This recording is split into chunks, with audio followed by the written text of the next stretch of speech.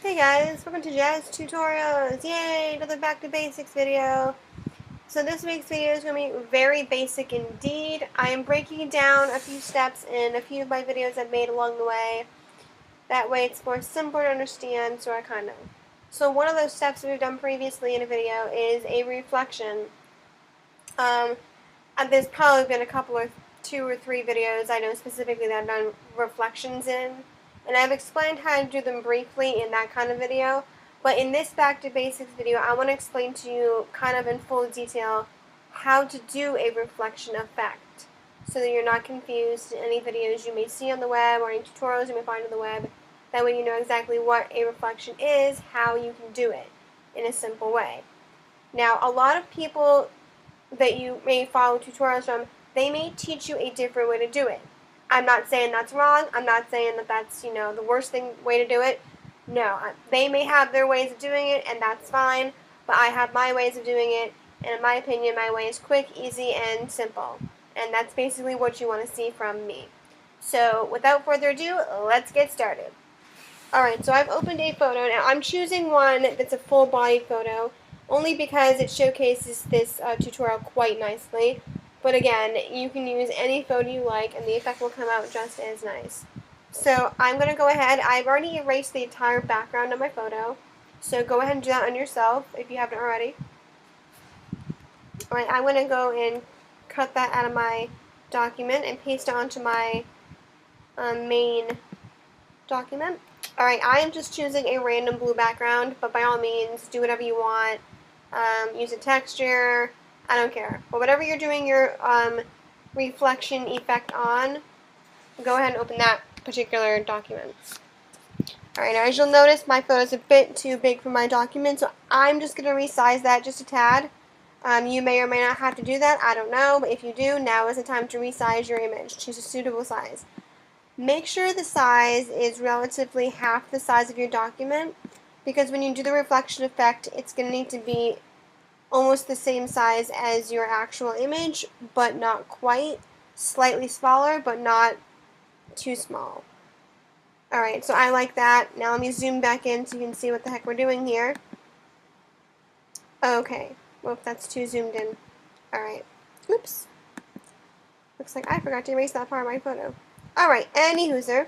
So once you have pasted on that one, go ahead and duplicate that layer again. That's a Control J or Command J. In case you're curious what the keyboard shortcut is, that's what it is. Alright, once you have copied that lovely layer, do a Control or Command T, and that will open up your lovely little move tool, so that way you can freely move your person wherever you would like. Alright, I am going to now right click it, and I'm going to select Flip Vertical. That will then flip the image you just copied to vertical.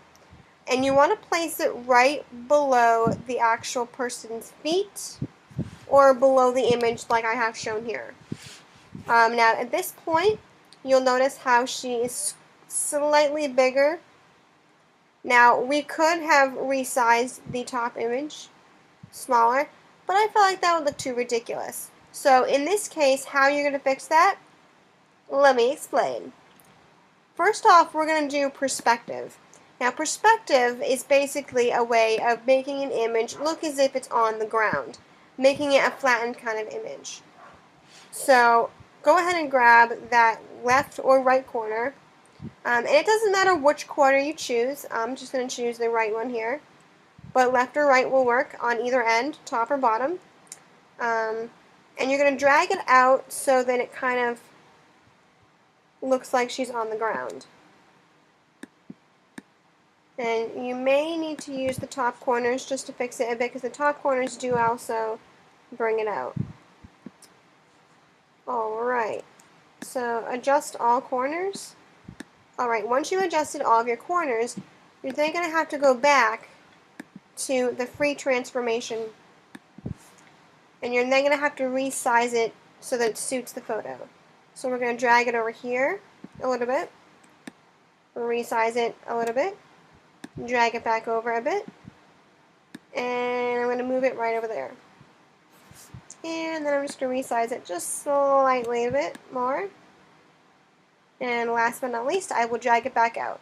Okay, now you'll notice how that's really awesome, and it looks like a wonderful reflection, right? Well, to finish it off, what I like to do is on the top layer on your reflection piece, I like to go ahead and alter the opacity so that way it really shows a reflection into the photo. So I would say around 20%. Looks good to me? Look good to you? Well, there you have it. You now have a nice reflection photo.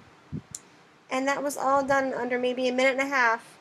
I mean, yeah, this actual video is more than a minute and a half, but the actual steps to doing it are about a minute and a half, 2 minutes long. So I'd say it's pretty simple. It's pretty basic. It's pretty easy.